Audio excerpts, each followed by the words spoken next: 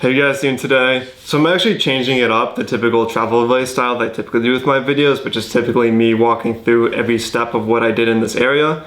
But today I have my friend Sydney here, who also goes by Spiff.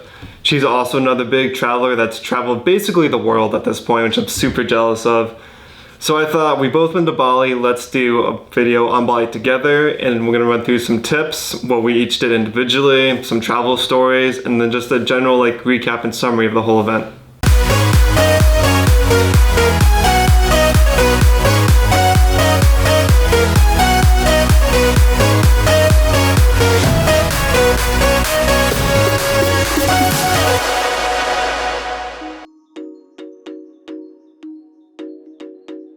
Alright, so the first step on Bali, one thing you always want to remember is it's so hot and humid because it's so close to the equator that you're going to want sunscreen, sunglasses, a hat. You want sun protection because the sun is so strong and so hot there. But you also have to remember at the same time you're in a very humid, wet area, so there's a lot of bugs, a lot of jungles, rainforest. So make sure you have bug spray because if you don't bring that, you can be eaten alive every single day. Alright, so my first tip would probably be Bali's really big, and I'm personally not great with directions. So it took me a little bit of time once I got there to kind of figure out the whole layout and landscape of the island. And so just looking at a map a little bit before would probably help, but then just knowing once you get there, okay, I'm not gonna understand where I am right away, but then you'll realize, that it goes Tabanan, Canggu, Kuta, Seminyak, Kuta, you'll easily start to get it, but just, yeah, know that Bali is not just a little tiny island. Bali is, I looked it up once, it's I don't know, it's a lot of square miles, so yeah, it's pretty big. One. Yeah, it's pretty big, so yeah, don't be discouraged. Alright, so tip number 3 is kind of having a general idea of what your monetary value is in rupees for Bali. So for example, the US dollar, $1 is equal to 14,893 rupees at this point in time. So basically, $1 to 15,000. So when you do go over, you're gonna be looking around, looking at all these prices in the hundreds of thousands, just trying to figure out how much it is, when you just have to keep the 1 to 15 rule in your head. So you just gotta think $5 is equal to 75,000 rupees. So just don't feel overwhelmed when you have this giant pile of cash and you don't know the value of it. It's awesome. Yeah. And people just say K, so it's a little bit easier to understand that way. So instead of being 75,000 rupees, once you're there, people just be oh, it's 75K. Cause you're never paying less than 1K for anything really. Maybe once in a while, something 500, but yeah. It's really rare. And speaking of cash, I found that, given a story I'm going to tell later, but it's best to have a good amount of cash on you when you get there, because the worst thing that could happen to you is you get to this country and you don't have any cash to get you to the place you need to at first, because ATMs in Bali, sometimes they work, sometimes they don't. One time I had to go to 4 different ATMs just to get money out from one. Do you have any experience with that at all? Oh my God. Exclusively that experience. I spent 4 months in Bali, and by the end, I still didn't know which ATMs I could use. Honestly, usually, this is a random little thing to remember. Usually the blue ones and the yellow ones work really well for tourists. That's just the color they are. I don't remember the names, but it's the blue or the yellow. But yeah, I've literally gone, some will be oh, we take Visa and MasterCard and Amex, whatever. And then you look and it's only Indonesian Visa. And there's just weird little stipulations. You're what? But don't get discouraged. You will get money. But I maybe recommend having $50 equivalent of your currency in rupees already, because $50 can get you a long way in Bali for a day or two. All right, so the next one would probably be ready to barter. I know that so no matter what country you're in, you can easily barter for food, for clothes, whatever, and definitely do that in Bali. But honestly, I bartered for everything. We got kind of a little bit crazy. I was there during Corona, so things were a little bit extra skewed, but the villa that I got for me and I think 7 or 8 of my friends was it was this insane place. There are 3 different villas on this huge estate with tennis courts and 3 pools and 12 full-time staff and a gardener and security guards and a chef, the whole thing, insane. But it was supposed to be $56,000 a month, US dollars, 56,000. A lot. A lot of money. And we got it for, I think I paid like $250 each month personally to live there, like for the whole month. I think it started out the first month I lived there, it was probably like 400, and I just kept getting them down and down. So that went from all 8 of us from like $56,000 to like $2,000. That's nice. It's a nice deal. That's a decent deal. So literally bartering for anything. And if it's street food, like don't feel bad. Like it's part of the whole thing. People want you to barter. People want to know like, oh, you actually are part of this. You're not just some random tourist. Like you actually want to talk to me. You want to be part of it. I don't know. It's fun. All right, another good tip for Bali, and especially when you're traveling in a third world country in general, is to be very careful of what you're eating. And I say that because what the locals are used to eating might upset your stomach. So especially when you're at a restaurant, just make sure your food's fully cooked. If you're ordering something that could have like some sort of like raw food that won't agree with your body, just ask the waiter, ask the cook to just cook a little bit longer, especially if you're ordering something off the street, because you don't want to get something and then get sick for a whole week while you're traveling. So what I did actually a lot was I would have breakfast at my hotel/restaurant that I was at, and then spend the rest of the day eating Cliff Bars, nuts, just stuff that already come packaged by itself in a bag, so I know that it was fine and I could go throughout the whole day without worrying about getting sick with eating something. So the next one would be traffic in Bali. Bali is a world of its own. So most of the people there drive motorbikes, and that's what like I ended up driving the whole time I was there, stuff like that. And so you just have to be careful when you're crossing the street, of course, like because people will come flying around the corner, but everyone that drives them is pretty good at it, and it's a really quick learning curve. My first time driving one, it was literally horrible. I had one of my friends on the back. Also, don't try and drive it the first time with someone on the back because it just throws off the center of balance. It's so much harder. Didn't know that. But yeah, don't be afraid to drive one. It's a really quick learning curve. So you might fall down a few times. I definitely fell down a few times, but you're gonna be fine. So stuff like that. So another tip when it comes to travel is if you're crossing the street as a pedestrian, a lot of the time there's really not crosswalks, and even if there is one, then drivers probably won't follow it. So if you really need to cross the street to get to something, make sure that like both ways is safe, or try to see if you can like cross the street with a local, because they'll know how to walk in front of traffic and get traffic to stop for you. All right, so one of my biggest things was when I went to Bali originally was you hear about this place and it's like this magical utopia, and it is, it actually really is like a magical paradise utopia. But there was a couple problems that I had with that. One was I always want to have like a kind of local experience. So my biggest thing originally when I went there was I didn't just want to be another tourist in Bali. Like I felt like that was not really my style, not really what I wanted to do. So I kind of I was like worried that that was going to be the only possibility. So I just made sure that I would go out of my way to go to small local places to eat, or go like not in the center, busiest part of the city every day, and like go off into its own. And like we were saying, Bali is really big. There actually is plenty of opportunity to have that local experience, to talk with locals, to eat dinner with them, to I don't know, be local, and to be in Indonesian Bali, not in tourism Bali. So I thought that was really cool. That was like something that I did a lot.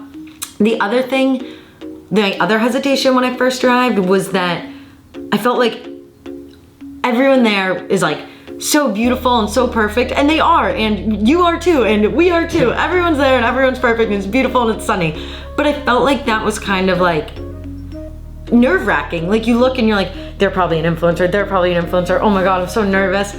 But the truth is, like, everyone's just there living their best life. Everyone there is so nice, whether or not they're an influencer, and whether or not you feel like intimidated by it. If you just go in and you act like yourself, how basic of me to say, but like just be yourself, there really is someone there for everyone. And that was the best part for me. I went like a couple different routes with it. Sometimes like I had a couple different groups of friends based on like my different like likes and my different like I don't know, characteristics, and each one of them was like totally tailored to like if I wanted to be with like my photo video friends, if I wanted to be with my adventure friends, if I wanted to be with my just like chill and go out and drink friends. Like you really can do whatever you want and no one's gonna judge you. Everyone there is so nice, so understanding.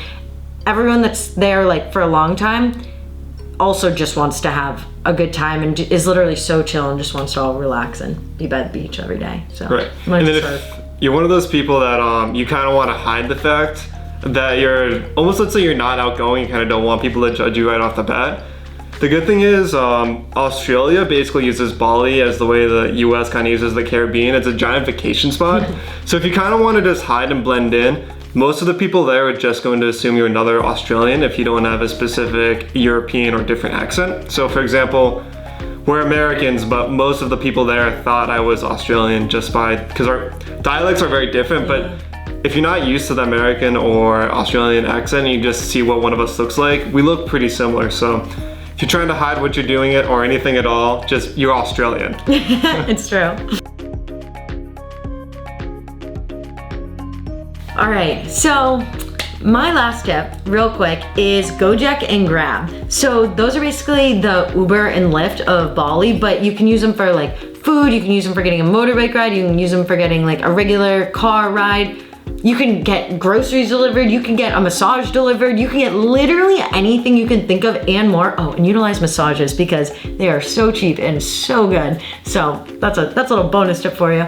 But I always use Gojek personally, and it's just so cheap.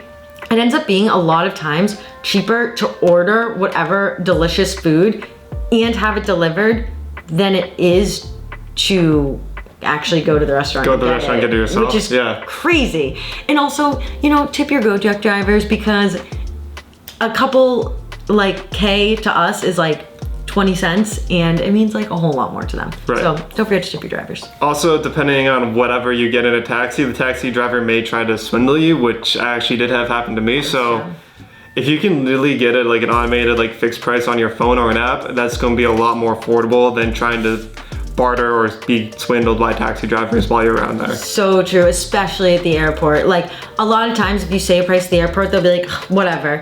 And then you'll be like, no, I actually already know a lot about Bali. Like I've been here before or I've watched a lot of videos, and you show them and you're like, I know how much it should be. Then they're like, oh my God, right. Like we did not think you actually knew. We thought you were just like, had no concept of it. So yeah, it's good to know your price before.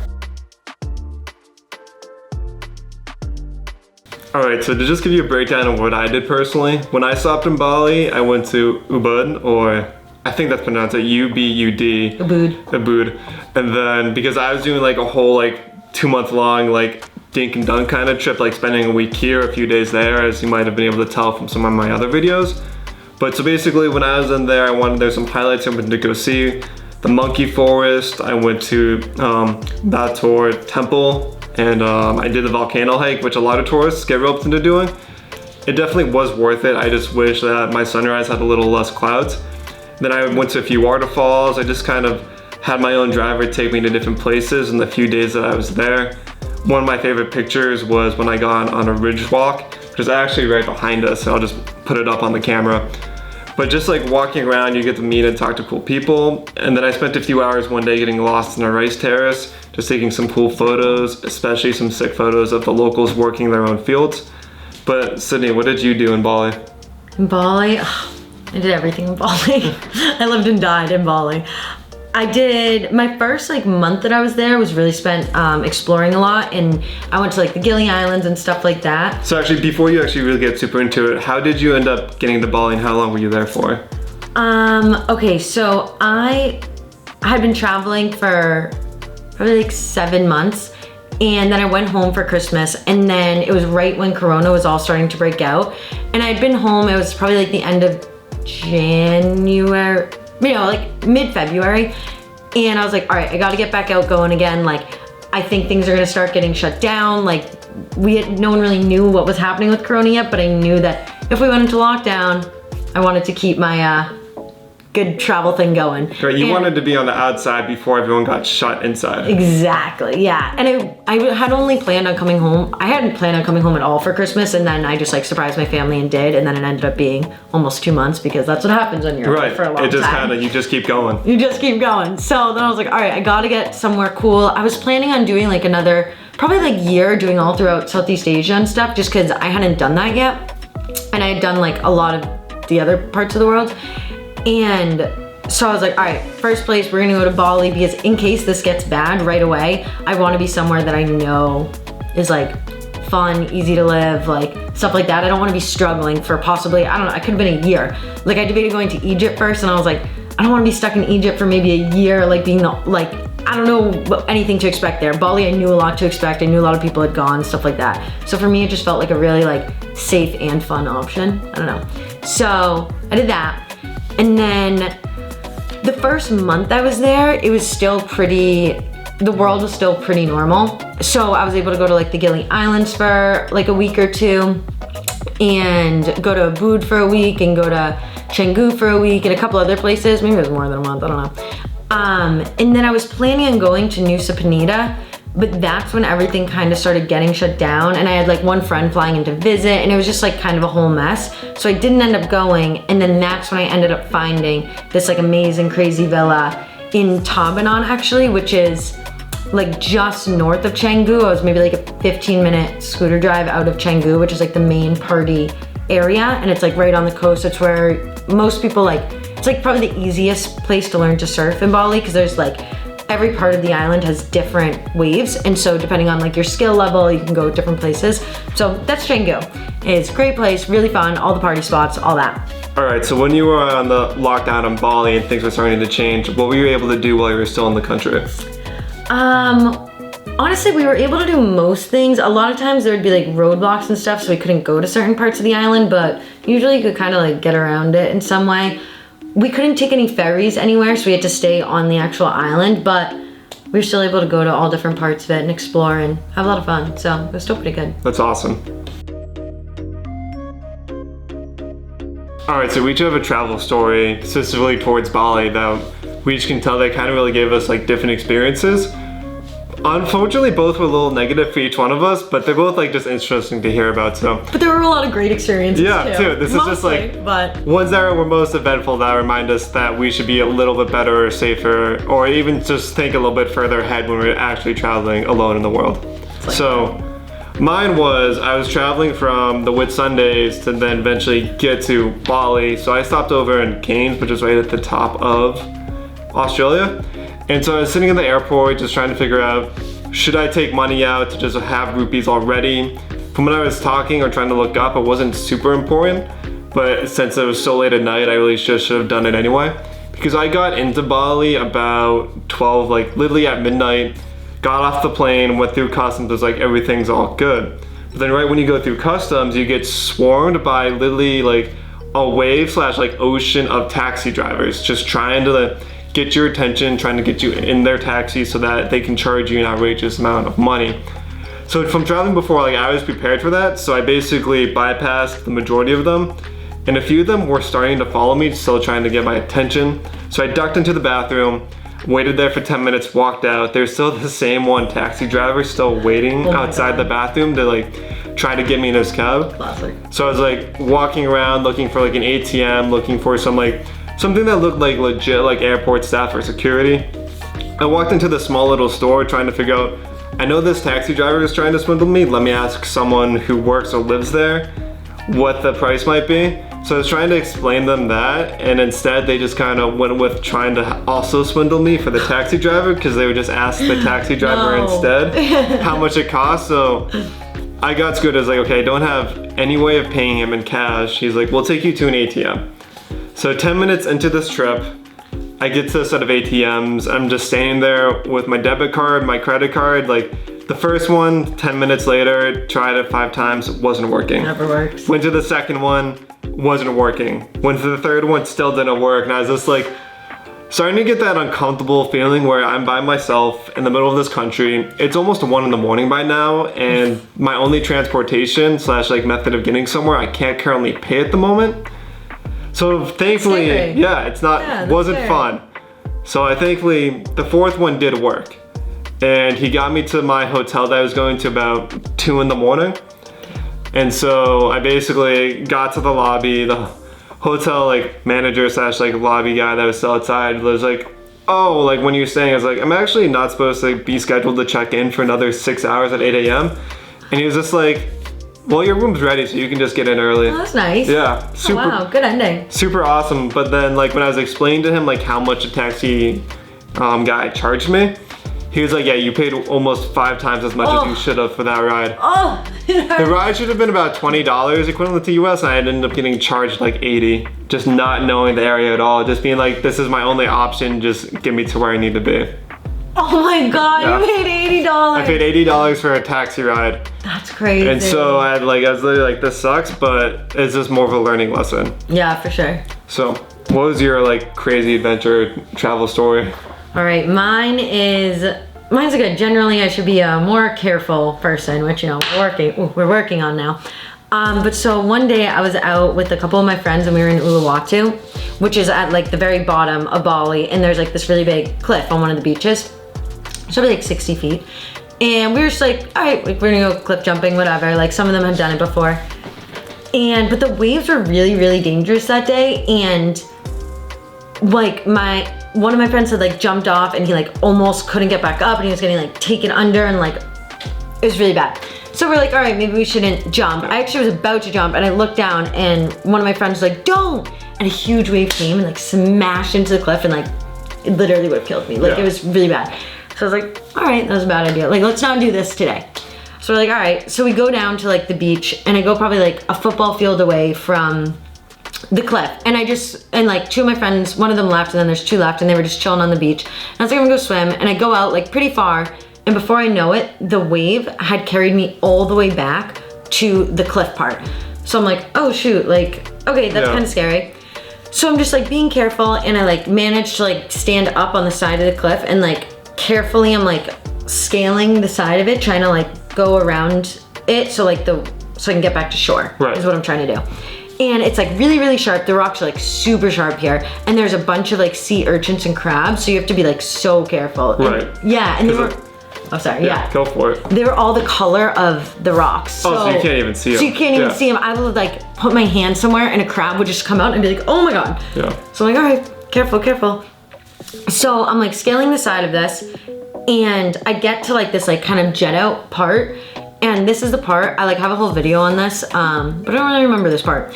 But a giant wave came as I was like going around this jet out part and it like smashed me into the rock and it like pulled me under and through the different rocks. And I like smashed my head really, really hard on like part of the cave. Now I'm like under a cave. And I'm like, oh my God. And then another wave comes and it like pulls me under and through the cave even more and smashed my head again, like really hard a second time. And then a third wave comes and you guessed it, pulls me even further under the rocks and smashed my head again. And now I'm like physically trapped under rocks and it's just all water above me because I'm like underneath them. And so I breathed in and I just breathed in water. And it was pitch black and I opened my eyes and I've just hit my head 3 times. Like I should be blacked out by now. I was like, in my head, I was like, I just hit my head like 3 times really hard. I'm about to black out. Like that's it. Like I just breathed in water. Like yeah. You're about to be the next tourist on a newspaper, like, American goes missing again. Exactly. Yeah. And I was like, well, obviously, like, this is like, now it's like, okay, this happened, like, whatever, it's a funny story, but like, that's terrifying. So like, how'd you get out of the situation? All right, so I got out because finally, like, one of the waves, like, thank God it receded, and my friend had, like, run down the beach, and this guy was, like, standing there, and he's like, oh, like, she's gone, like, don't even bother, like, she's dead. And he was like, no, like, I was dating this guy at the time. He's like, that's my girlfriend. Like, I'm gonna go try and save her. So he like manages to like pull me through the rocks and like pushes me up against one of the boulders. So like, and puts like his body weight on me. So when more waves are coming and crashing, like I'm not falling off. And then that guy that I just said that I was dead came and like, he like passed me to him and then they like brought me on the beach and I'm just like, oh my God, I'm just gushing blood everywhere. My legs all a mess, my body's a mess. And then I don't know, they brought me to like a clinic on, I don't know, it was a whole thing. But whew, I'm okay now. Got some pretty cool scars, some pretty gnarly scars all over me, but we're doing good. Nice. Yeah, if the water is rough, don't go in. I feel like that's... Don't go in. Yeah, the waves are really strong and you're just a person. Right. So don't test that. Nature will always win. Nature will always win. So looking back on this trip, if I was going to do anything differently for myself, I would have loved to have more time there, even though I had really scheduled myself for just 3 to 4 days in and out real quick. The one place I kind of did want to go see, which a lot of big influencers and photographers have been to, is like the T-Rex beach, or the one that kind of looks like a T-Rex when you're standing right at the top. I think that would have been a sick photo to go take. Anything you would have done differently? I think the one place that I didn't get to go that I would have liked to, and I didn't realize till after, was there's this like abandoned plane crash, but there's like a couple of them, or a couple like abandoned planes around Bali, and I know some of them were blocked off, but some of them you actually could go on to, and I regret not doing that. So they were like small planes or these giant massive planes? I know the one plane crash, I know is like a big one, but it's like really blocked off and you're not supposed to go there. But then there's some like smaller ones just around the island. I think there's like 4. And I remember one of my friends, the day I left Bali, we like happened to be on the same plane leaving, and he was showing me a picture from there, and I was like, I never even knew that existed. And he was like, oh my God, yeah. And he's just chilling on the plane like this. Didn't want to mention it at all? Literally, yeah. I was like, how did I not know about this? Like we both, it was a random person that I met, and we were both from Boston, and we both got there on the exact same day and left on the exact same day. Wow, that's like insane. insane. And you didn't like see him ever again? Like, you mean you? I saw him a few times randomly in between. Yeah. He like was one of the ones that told me about like a couple cool trips that I did. Like, he was great. He's super cool, but it was just so random. Do you remember what his name is or handle? Yeah, I can give you his handle after. Okay. Yeah. Sounds good. He's a hockey player. He's cool.